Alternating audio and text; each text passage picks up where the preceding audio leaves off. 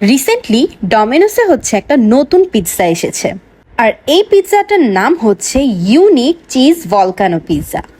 Unique, innovative pizza by Domino's. So let's try this. Oh my god. So প্রথমেই হচ্ছে আমি জলতান BD আপুর vlog দেখেই হচ্ছে এই পিৎজাটা যখন দেখেছি আমার তখনই হচ্ছে অনেক বেশি খেতে ইচ্ছে হয়েছে। As I love cheese, that's why মানে এটা দেখার সাথে সাথেই আমার মনে হয়েছে যে এটা কবে খাবো।